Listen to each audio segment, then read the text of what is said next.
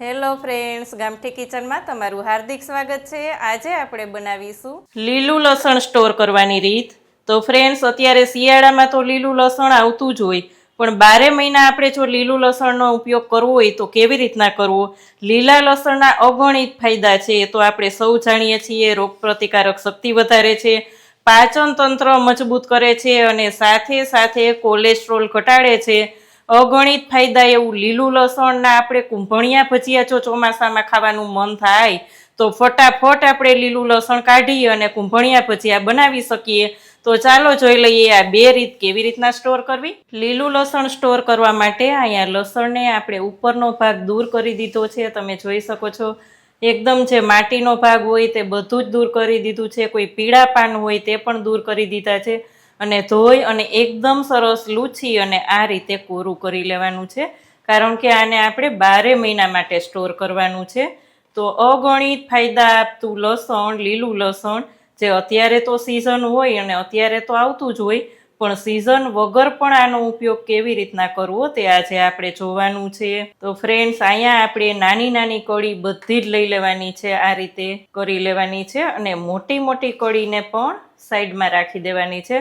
નાની નાની કળીને આપણે કટ કરી લેશું અને મોટી મોટી કળીને આપણે તેમને જ રાખશું। બે રીતે હું આજ તમને સ્ટોર કરવાની રીત બતાવીશ। બંને રીત ખૂબ જ સરસ છે અને વાસ પણ નહીં આવે ફ્રીજમાં અને એકદમ સરસ આખું વર્ષ તેવું તેવું રહેશે। તો અત્યારે આપણે આ એક પેલા નાની કળી વાળું સ્ટોર કરીએ। આ લસણને સ્ટોર કરવા માટે અહીંયા આપણે બધું એક જ બંચમાં લઈ લેવાનું છે, ઝાઝી બધી કળી લઈ લેવાની છે, જેથી કરીને ફટાફટ થઈ જાય। તો તેના માટે અહીંયા આપણે એક રબર બેન્ડ લગાવી દેશું અને નીચે પણ આપણે એક રબર બેન્ડ લગાવી દેશું, જેથી કરીને છૂટું છૂટું ના થઈ જાય અને આપણને કટ કરવાની મજા આવે। આ જ રીતે આપણે રાખી દેવાનું છે।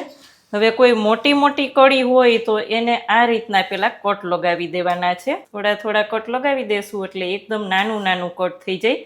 પણ અહીંયા આપણી કળી એકદમ સરસ નાની નાની જ છે એટલે વાંધો નહીં આવે। આ જ રીતે આપણે બારીક એમ ચોપ કરતું જવાનું છે।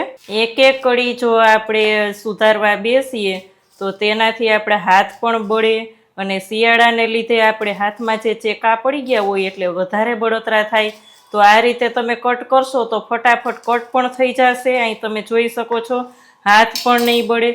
અહીંયા આપણે રબર બેન્ડ પાસે પહોંચીએ એટલે બેન્ડને હટાવી દેવાનું અથવા તો દૂર દૂર બેન્ડને કરતું જવાનું। જો આ રીતના ના ફાવે તો થોડુંક દૂર તેને કરી દેવાનું ને આ જ રીતે આપણે બારીક બારીક બધું ચોપ કરી લેવાનું છે।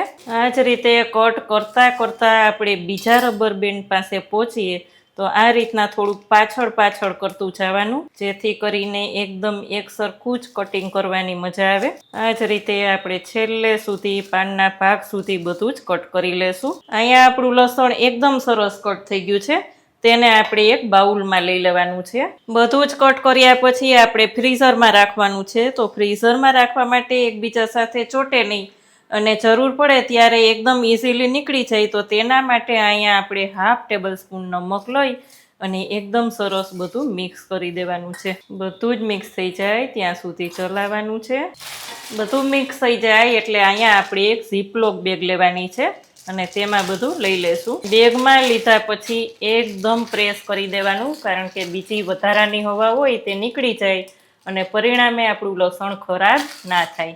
અહીં જોઈ શકો છો, આ જ રીતે આપણે ફ્રીઝરમાં સ્ટોર કરી દેવાનું અને જ્યારે જરૂર પડે જેટલી જરૂર હોય તેટલું કાઢી લેવાનું। તો આ થઈ ગઈ આપણી પહેલી રીત। હવે બીજી રીત જોઈ લઈએ। અહીંયા આપણે બીજી રીત માટે મોટી મોટી કળીવાળું લસણ રાખ્યું છે કે જે આપણે જેવડી કળી યુઝ કરવો હોય તેવડી લઈ લેવાની, નાના મોટી બધી છે।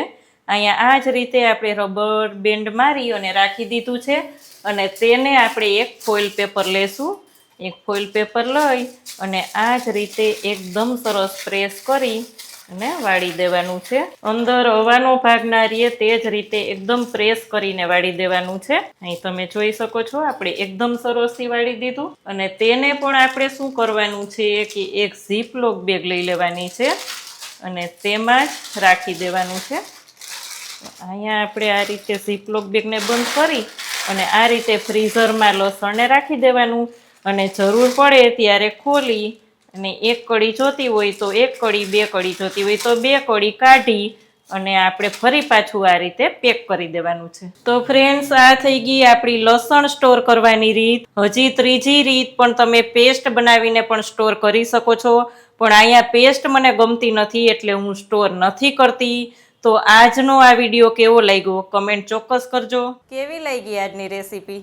જો સારી લાગે તો વિડીયોને લાઈક કરજો, ચેનલમાં નવા હોય તો સબસ્ક્રાઈબ કરીને બેલ આઇકોન પ્રેસ કરજો. આવજો ફ્રેન્ડ્સ.